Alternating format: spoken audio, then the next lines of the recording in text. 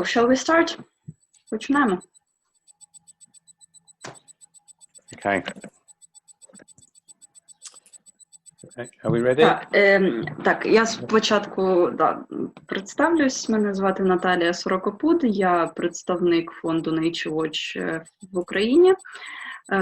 І зараз ще перед тим, як я представлю нашого спікера Марка, парочка слів щодо того, як ми сьогодні будемо працювати. Сьогодні, доброго дня, Альона. Сьогодні ми плануємо вечір відповідей на питання, і якщо ви хочете поставити запитання, ми будемо дивитися на чат у Zoom, а також є тут функція підняти руку, тобто ви можете підняти руку, ввімкнути свій мікрофон і задати запитання голосом. Ну, поки нас не дуже багато, то я думаю, що можна мікрофони і, можна їх трошки вимкнути, якщо ви не задаєте запитання, тому що є інколи шуми на задньому плані, там, і тоді трошки не дуже зручно. Але коли задаєте запитання, будь ласка, вмикайте мікрофон, ми спробуємо відповісти на всі питання тут. Я намагаюся зараз ще з Ютубом, але щось не вдається. Тоді поки що без Ютуба. Представляю нашого спікера Марка Ренделла. Він вже з нами, з Nature Watch, вже 3-й рік, і до цього Марк 30 років працював в поліції Сполученого Королівства. Він був старшим офіцером поліції, детективом і розслідував важкі злочини. І вже після того, як він вийшов у відставку, він почав співпрацювати з такими організаціями, як Nature Watch і іншими організаціями захисту тварин, для того, щоб попереджати жорстоке ставлення до тварин. Okay, Mike, please, could you please start? Okay, I think what I want to say first of all is that all members of society deserve to be protected from violence, and that includes animals. Те, з чого хотілося б почати, що всі члени суспільства заслуговують на гарне поводження, це включає в себе тварин також. Now, preventing crime and abuse is helped by understanding how criminals think. Попередити злочинність та жорстоке поводження з тваринами легше, коли ми розуміємо, як злочинці думають. So this is the same for all types of crime, including animal abuse. Це однаково для всіх злочинів, включаючи жорстоке поводження з тваринами. My job within the UK as a police detective was to learn about criminal motivation through talking to criminals. Моєю роботою в якості детектива поліції Великої Британії було дізнаватися про злочинну мотивацію, розмовляючи з людьми.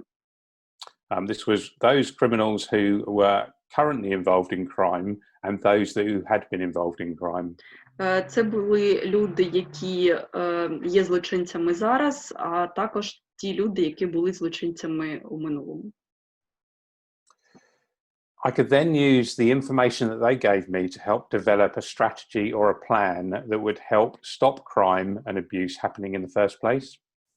Потім я міг використовувати цю інформацію для розробки стратегій та планів припинення злочинів. Now, I'm not a psychologist and I'm not a criminologist, but I have worked with people who have committed violent crime, serious crime, drug offences and terrorism. Я не психолог і не криміналіст, але працював з людьми, які вчиняли насильницькі злочини, тяжкі злочини, злочини з наркотиками та тероризм. And I've worked with some people who have committed some of the worst acts in society, such as child sex murders.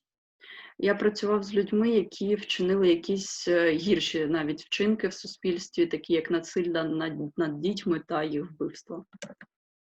And I found that when you understand why someone abuses or steals or uses drugs, then it's much easier to try and work out how to stop them or others committing those same acts. І я виявив, що коли ви розумієте, чому хтось поводиться жорстоко, або краде, або вживає наркотики, тоді набагато простіше розібратися, як їх зупинити.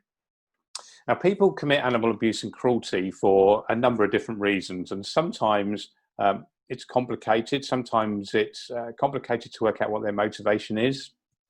Люди виявляють жорстокість до тварин з різних причин, але часто їх мотивація є непростою. So, for example, the abuse might be done to hurt the animal and may be done because the abuser doesn't understand what the effect of what they are doing is on the animal.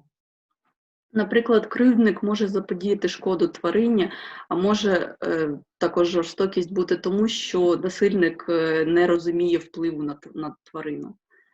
Now, they may think that is how you control an animal, or because they feel that the animal should be punished and that is the right amount of force to use on that animal. Ці люди можуть подумати, що саме так ви навчаєте тварину, або через те, що вони відчували, ці люди відчувають, що тварину слід покарати, і це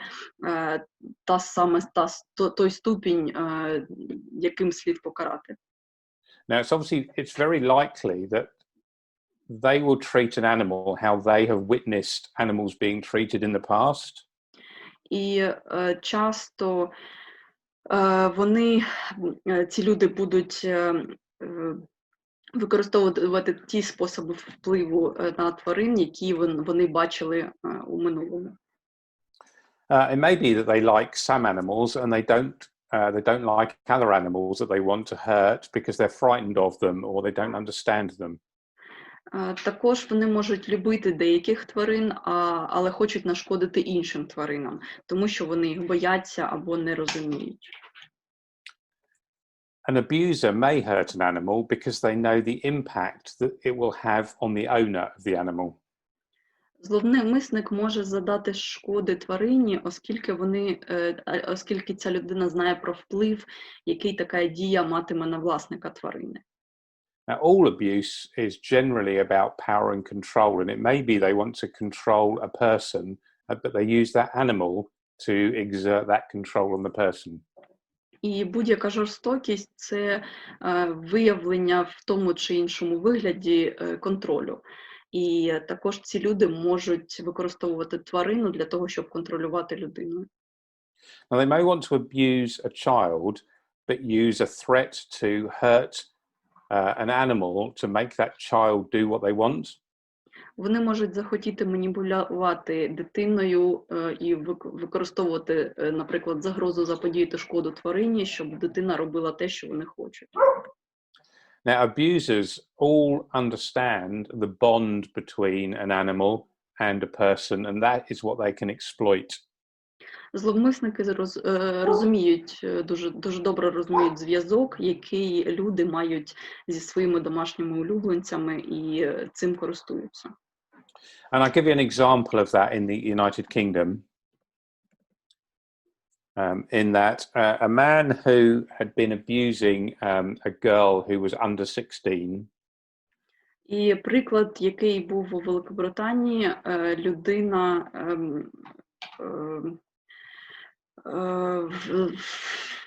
виконувала насильство над дівчиною, якій не було 16 років.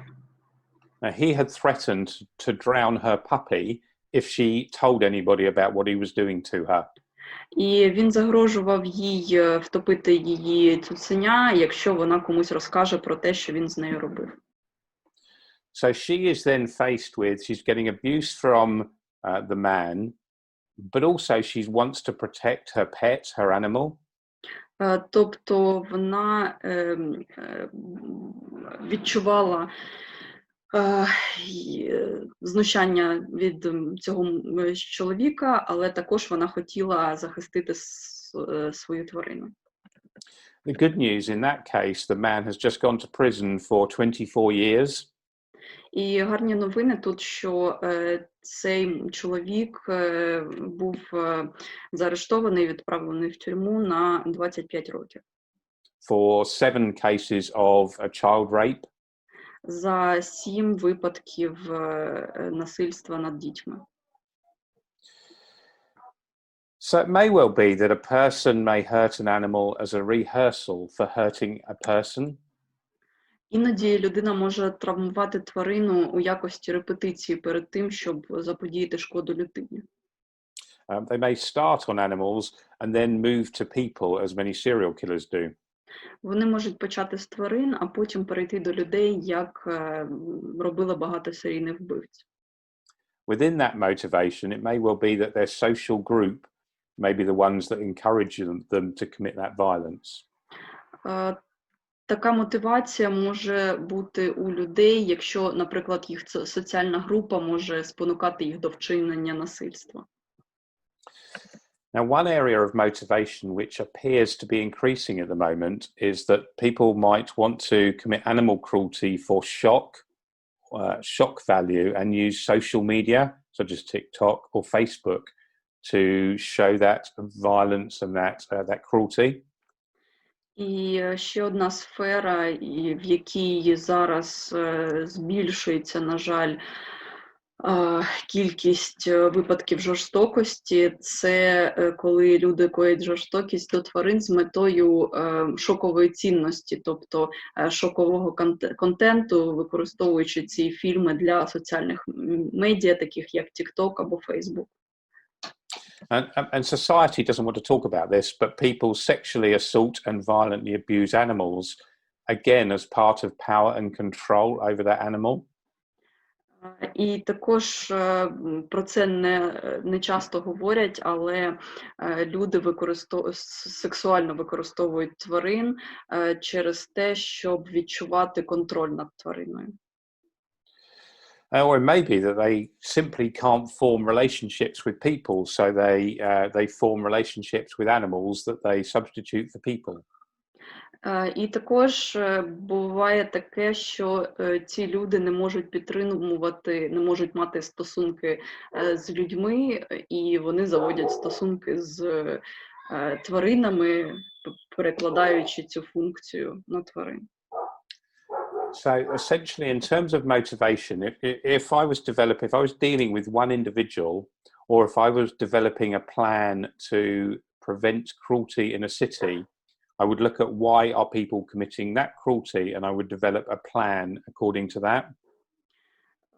Тобто, якщо я би пропонував план боротьби з жорстокістю у місті, наприклад, або програму попередження жорстокості, то, по-перше, я б дивився на мотивацію злочинців. So there's a couple of examples I'm going to give you. One of the cases that we talk about in the training is the case in Poltava, where a man threatened his grandmother that he would, if she went to the police about his drug activities, that he would harm the cat. And he actually tortured the cat to stop her doing that. І приклад, який ми наводимо часто на наших тренінгах, на нашому навчанні, про випадок в Полтаві, де чоловік погрожував своїй бабусі, що якщо вона повідомить поліцію про те, що він використовував і розповсюджував наркотики, то він буде знущатися з кота. І він насправді знущався з кота і казав бабусі, що вона буде наступною. So essentially I'd break down motivation of animal abuse into motivation through lack of understanding and education, and motivation to exert control. They're the two very simple breakdowns that I would go with. І сьогодні хотілося б розповісти більше про два фактори мотивації. Один з них – це нерозуміння того, що людина шкодить тварині, і намагання контролювати тварину. So probably a good way to be able to explain that is if you've got some questions that I can go through in terms of a certain situation and how that I would stop it happening either in a city or with an individual. І якщо ви задасте питання, поставите питання зараз, то нам буде простіше розповісти про те, як ми би робили в цьому випадку і як можна впливати на програму попередження жорстокості в місті або в одиничному випадку. So, a question. Чи є питання? Можете писати в чат або піднімати руку. Natalie? Okay, I will then ask the questions that I had from Facebook before, right? Okay. Sure. Yeah, or the other ones about street dogs or... Також можна я зараз почну з питань, які нам надсилали на нашу сторінку в Facebook, і потім, якщо у вас з'являться питання, також ставте їх, будь ласка, в чаті, ми будемо відповідати на них. Тож, перше питання, яке нам задавали. Якщо хтось вбиває вуличних собак, що може бути їх мотивацією і як ми можемо це зупинити? If someone is killing street dogs, what might be their motivation and how can we stop it? Okay, so if I was looking at a city of any size and somebody within that city is killing street dogs, then it would depend on whether I knew who it was or if I didn't know who it was. Якщо ми дивимося на ситуацію, коли є безпритульні собаки в місті і хтось починає їх вбивати, по-перше, треба дізнатися, чи ми знаємо, хто це чи ні. So without extra information, which I might get from the person themselves or from social media, I would assume that they are probably doing it because they don't understand about street dogs. І перше, про що я спитаю, тобто, чи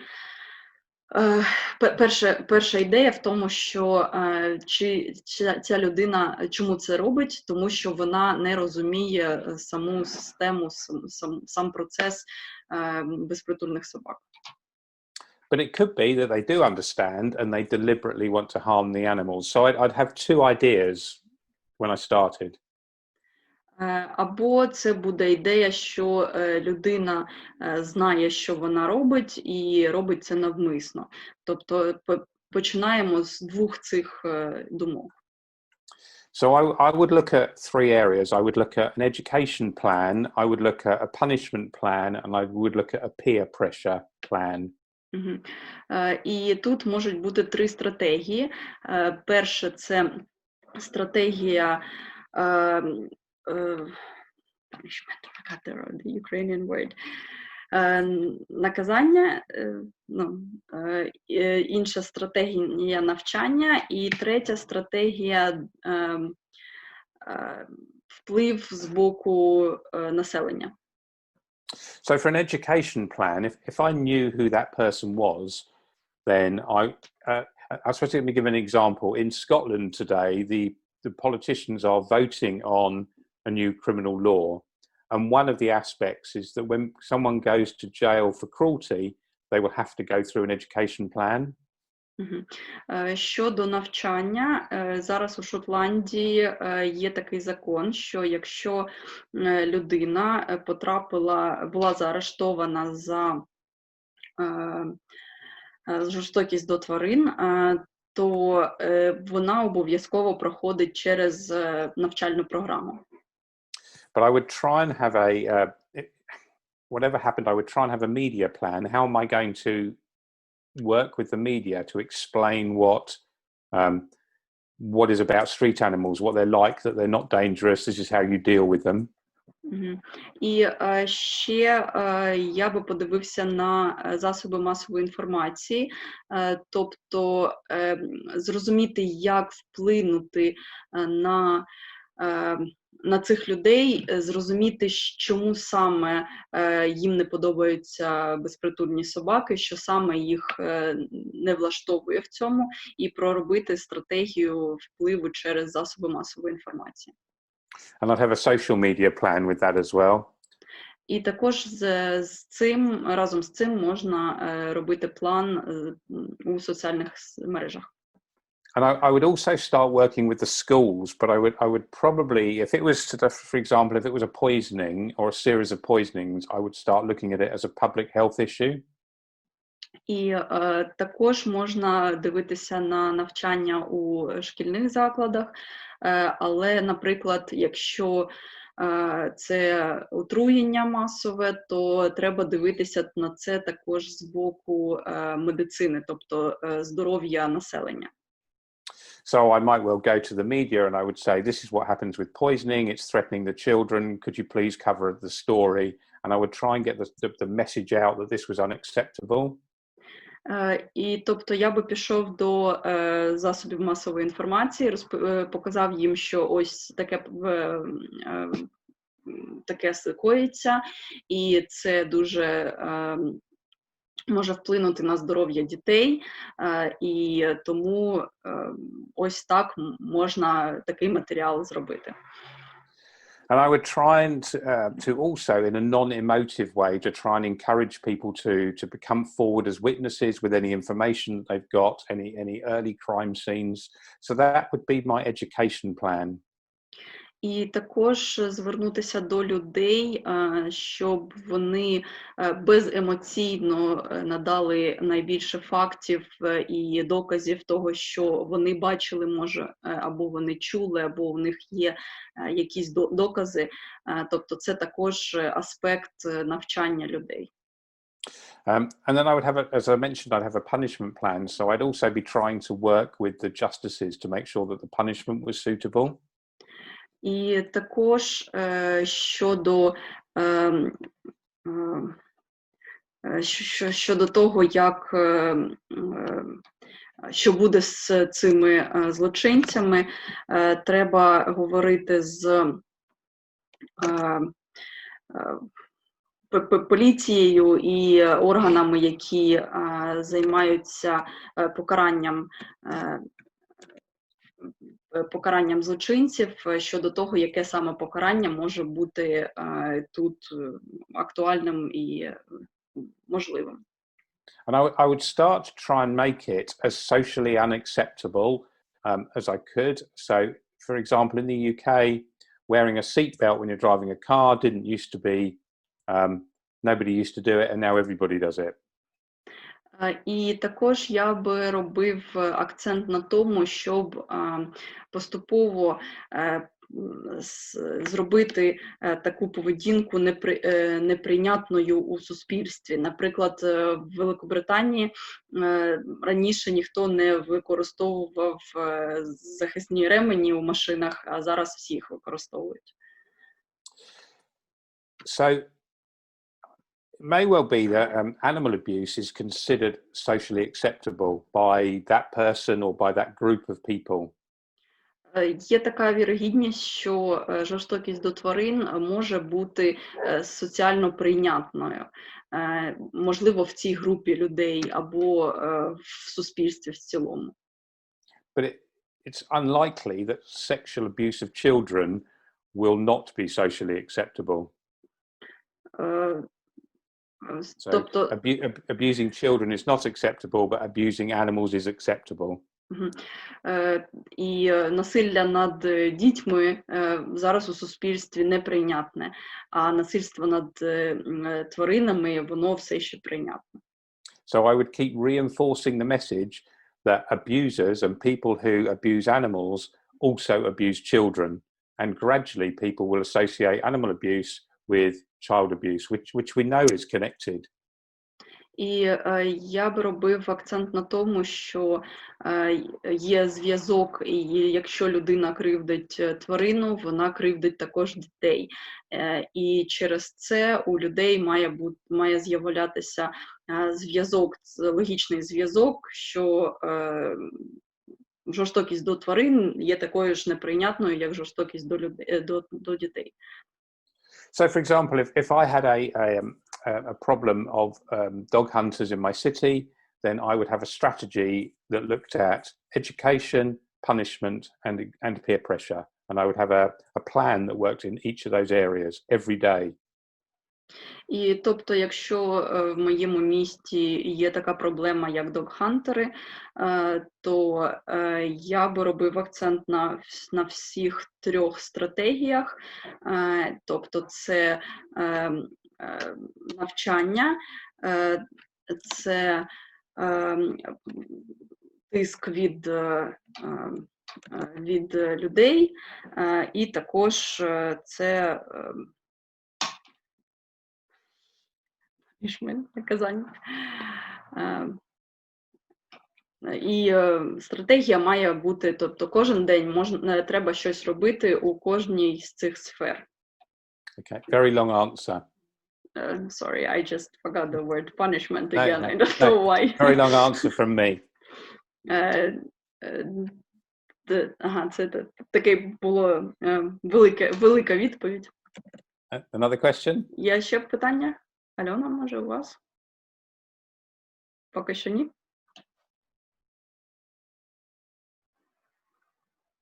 Do you have another one from Facebook? Or? Oh. У вас давайте я... Ага. Ми вас не чуємо. Можете, будь ласка, ще? Ми вас не чуємо. А можете, будь ласка, написати в чаті, і ми потім тоді...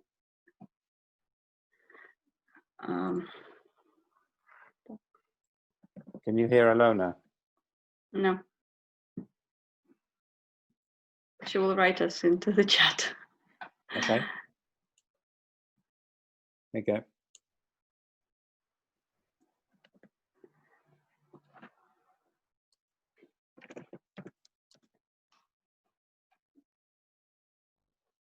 Have you got that? There are no questions for now. Everything is explained perfectly. Wanted to notice that in Ukraine, unfortunately, socially acceptable is that people don't care about animals. Yep. No, and I understand, and then that's why it needs to be tackled nationally. But it also can be tackled in cities and in communities to change that gradually. Так, і ця проблема, цю проблему треба вирішувати на рівні країни, але також на рівні міст і більш малих соціальних груп також треба до неї звертатися. Now, does everybody know Mother Teresa? Знаєте про Мати Терезу? Mother Teresa said, we ourselves feel that what we're doing is just a drop in the ocean, but the ocean would be less because of that missing drop. І є одна фраза, яка належить Матері Терезі, про те, що ми робимо, це крапля в морі, в океані, але океан був би набагато меншим через те, що є недостача цих крапель. Now, I see in Mykolaiv today, a man was sent to prison for domestic violence. І сьогодні ми бачили, що в Миколаєві чоловік отримав покарання за жорстокість до тварини. And it's estimated that 1 million women a year are affected in Ukraine through domestic violence. І також була інформація, що в Україні через домашнє насилля страждає 1 мільйон жінок. So that is 1 in 1 million. Тобто це одна людина із мільйона.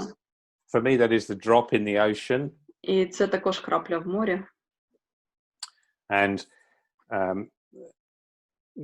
changing attitudes will be one drop at a time, but it will change. But we need to do it on a country basis and on a city basis and on a community basis.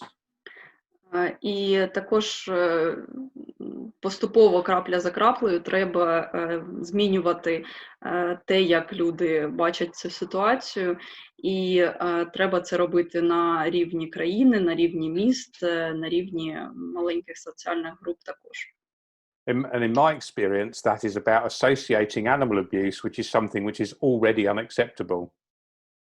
І це щодо того, щоб для людей сама ідея жорстокості до тварини була вже неприємною, неприйнятною. So if we say that half of animal abusers also assault children, then gradually people will find that unacceptable because assaulting children is unacceptable and the two will be associated with each other. І також ми маємо, наприклад, говорити про те, що половина людей, які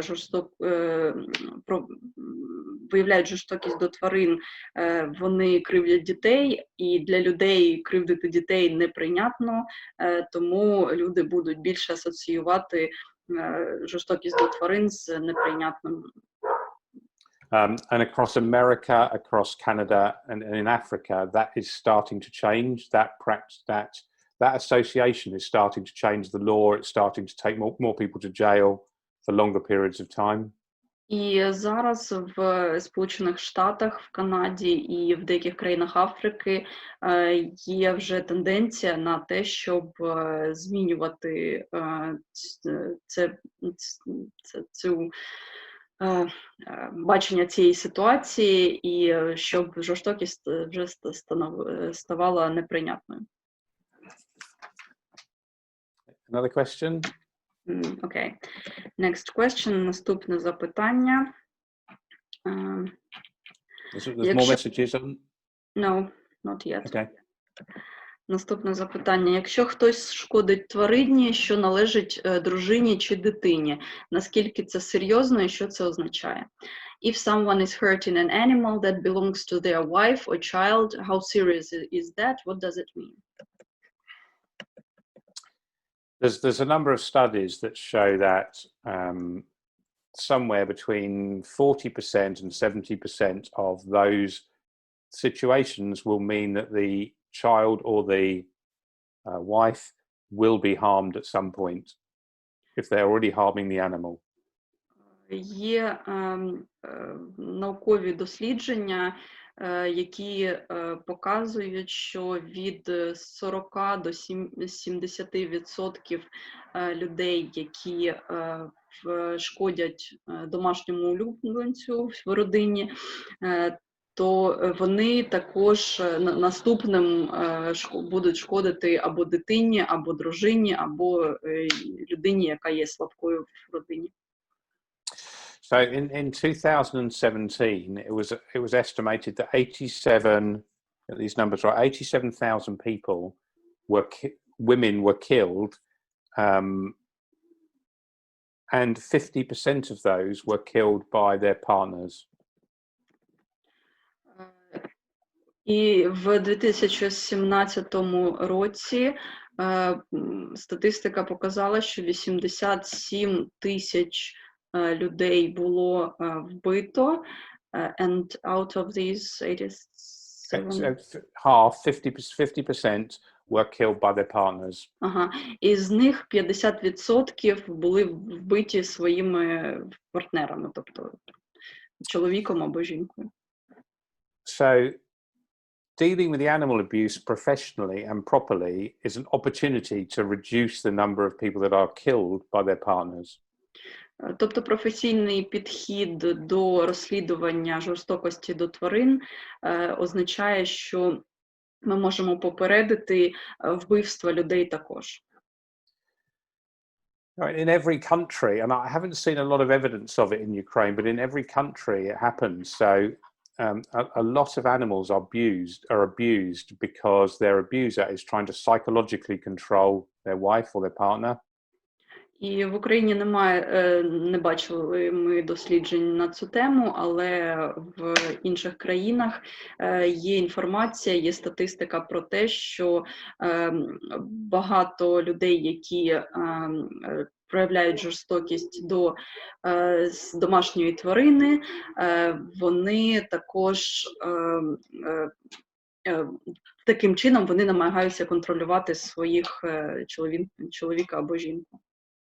So it could be that the husband likes to go drinking and the wife is left at home with the cat, and the husband threatens her that if she says anything about him going drinking, that he will hurt the cat. Тобто, наприклад, чоловік випиває і дружина залишається вдома з котом, і чоловік погрожує, що якщо дружині щось не подобається з приводу того, що він п'є, або вона йому щось скаже, то він буде жорстоким до кота. So firstly, that might be a threat, and then he may kick the cat, he may break one of its limbs, he may even kill the cat. But what will happen is it will escalate. That violence will escalate. І спочатку це може бути, що він вдарить кота або там щось йому зламає, але найчастіше проблема ескалується, тобто збільшується. So it's crucial that at that point, if that animal abuse is dealt with properly, it's an opportunity to check on the children, to check on her, to see what is actually happening within that family relationship. І якщо жорстокість виникає в сім'ї щодо жорстокість до домашнього улюбленця, то є сенс подивитися на те, як живеться дитині в родині або дружині, і подивитися на ситуацію в родині. So, I mean, if a man is injuring an animal or hurting an animal in any kind of way to try and exert power or pressure on a child or a woman, I would say that's extremely serious crime. І якщо чоловік шкодить тварині для того, щоб вплинути на дитину або дружину, то я би сказав, що це вже серйозне правопорушення. Are there any other questions? Чи є ще питання? I have questions from Facebook. Okay. Shall I? Чи є виправдання жорстокості, наприклад, в цілях навчання? Існують жорстокі методи дресирування собак. Are there cases where cruelty can be okay, for example, in the for the purpose of training? There are a lot of cruel methods of dog training, for example. I mean, I would say that cruelty can never be justified. І я би сказав, що жорстокість ніколи не може бути виправдана. Through training, I would say that the motivation for that is likely to be a lack of education. І щодо дресирування собак, це якщо людина вважає, що жорстокі методи це їх треба використовувати, то це говорить про те, що у людини не є достатньо інформації. But there also might be some peer pressure. So, for example, dogs have their ears cropped sometimes. А також є така здогадка, що є тиск від інших людей, наприклад, популярна операція для собак, як це купірування вух. So to tackle that, it would be about explaining why that it's still cruel, but getting vets to explain, but also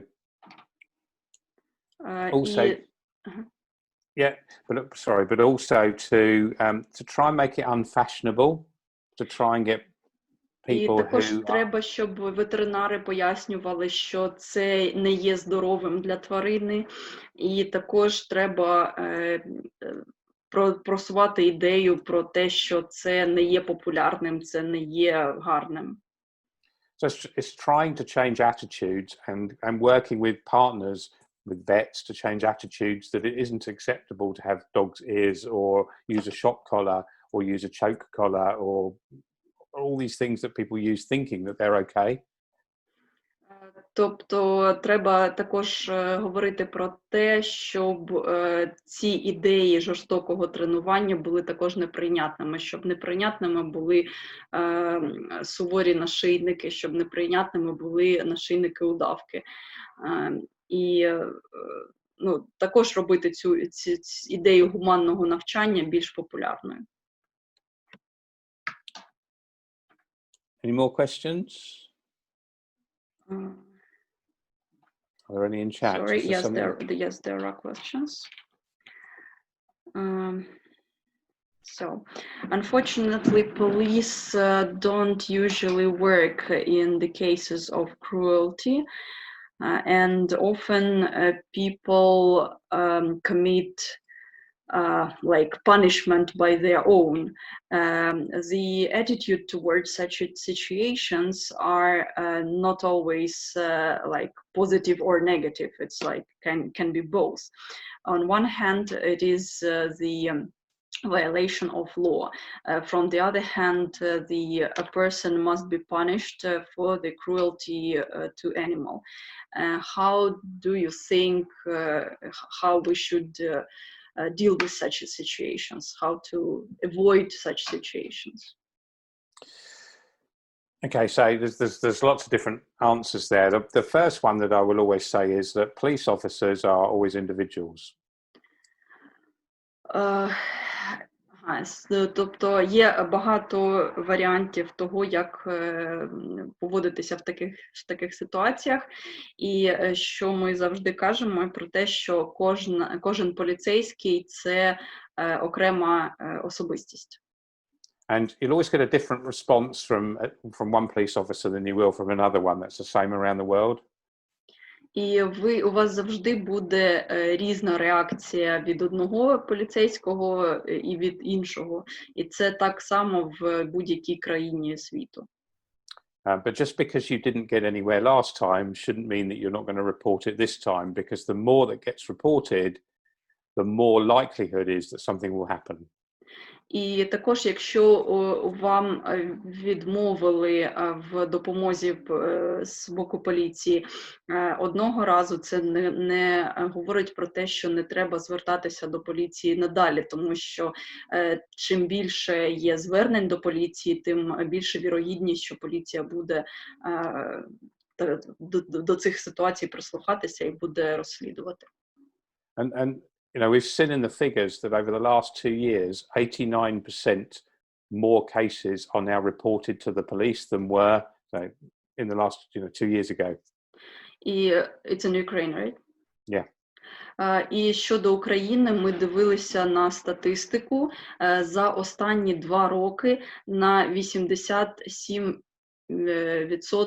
більше випадків жорстокості до тварин про них було інформовано поліцію. And 75% more cases are being dealt with as well. І на 75% випадків більше, тобто було розслідувано. So it's a long way from being perfect, but the more that get reported, the more that get dealt with. And then once they get dealt with, then it's working on the positive. So every prosecution, every conviction, we need to tell everybody about it. І ми маємо також розуміти, що чим про більше випадків ми інформуємо поліцію, тим більше випадків розслідується. І вибачте, ми також маємо інформувати суспільство про те, якщо ми досягли якогось результату, тобто про ті випадки, які було розслідувано, де були вироки, і ми маємо поширювати цю інформацію, щоб найбільше людей вже звертало увагу на жорстокість до тварин. So if you imagine that if you're at work and everybody tells you that you are doing a bad job, if someone comes along and says, thank you, you're doing a good job, that makes you want to go to work the next day. It makes you happy. It makes you really pleased. І, наприклад, якщо у вас на роботі там люди кажуть, що ви погано працюєте, а одна людина підійде і скаже «дякую за вашу роботу», у вас буде натхнення і бажання працювати далі, працювати добре, так само з поліцейськими. And every police officer is like that. So if whenever there's a prosecution or whenever someone does something good, really, really focus on that positive. І також це стосується будь-якого поліцейського.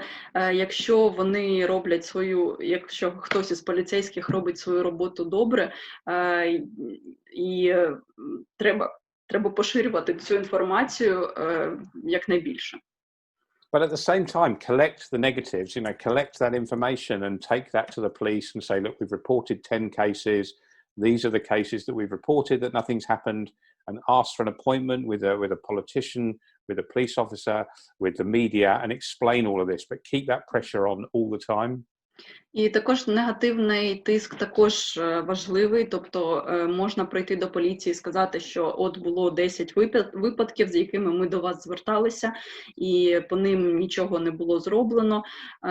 Також тиск від суспільства має бути, ви можете звернутися до журналістів, до політиків, через яких також можна вплинути і зробити цей суспільний тиск на поліцію. I mean, the police officers in Ukraine actually work with this guidebook, this one here. І поліція в Україні працює з от таким буклетом. Exactly, Ukraine. And this is all about creating safer communities. So this is, and I would imagine this is online. So it's about showing them how that dealing with animal abuse will help this, because that's what they're supposed to be doing.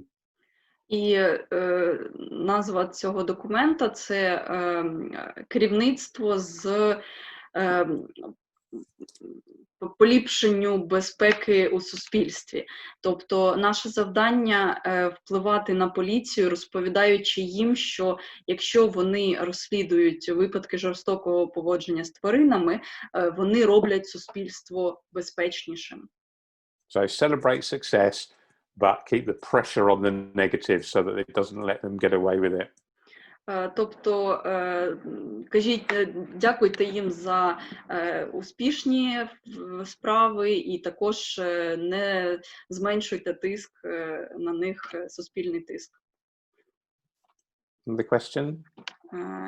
Okay, we don't have questions here, but якщо є питання, задавайте в чат або піднімайте руку, вмикайте мікрофон і задавайте питання голосом. Нема? Тоді я задаю ще одне питання з Фейсбуку.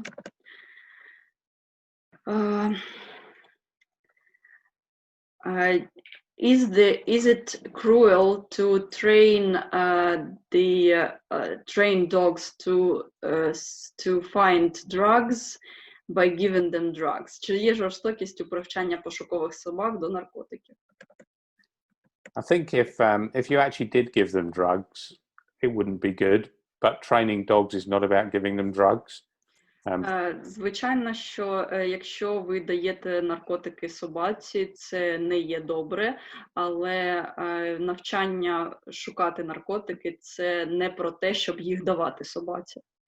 You don't train, there are dogs that can sniff out money or explosives or cancer. You don't give them those to train them. І є собаки, яких натренували знаходити гроші або вибуховку, або навіть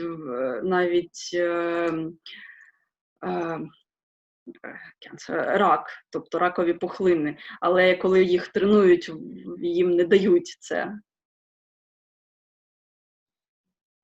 So so they're not trained with that. They're trained with treats, and it's not cruel to give dog treats. І коли їх тренують, їм не дають наркотики, їм дають якісь смаколики, які їм подобаються, і це не є жорстоким. Okay, any more questions here? No questions here. Let's ask the last question that I have from Facebook. Якщо ми розуміємо мотивацію кривдника, як це допоможе нам його зловити або покарати, або забезпечити, щоб він більше не коїв злочини? If we understand the motivation of a criminal, how does it help us to catch him or punish him or make sure that he won't do the cruelty again? I think that there's two answers there. I think that it's about an individual, but it's also about types of criminals. So if we talk about a criminal who needs to use drugs, a drug user. І це стосується також особистості людини і типу їхньої особистості. Тобто, якщо справа йде про людину, яка шукає наркотичної дози. So if a drug user needs to use drugs and they haven't got the money, they will steal and they will sell their property and then they'll use the drugs. Якщо наркоману потрібна доза, то він буде красти, він буде вбивати, він зробить що завгодно, але щоб отримати свою дозу. So if you put a drug user in prison for a week, when he comes out, he's going to carry on stealing and using drugs. Тобто, якщо ця людина потрапить у в'язницю на тиждень, і після цього тижня він вийде і знову буде продовжувати. So the best way to stop him doing that is to stop him becoming a drug user, not sending him to jail. І єдина можливість, щоб людина перестала це робити, це лікування його від наркозалежності. And if a man is using a pet cat to exert pressure on his wife unlawfully. І якщо, наприклад, чоловік використовує кота, домашнього улюбленця для того, щоб впливати і контролювати свою дружину. And if you understand what he's doing, yes, you need to make her safe. The first thing you need to do is make sure that she is safe.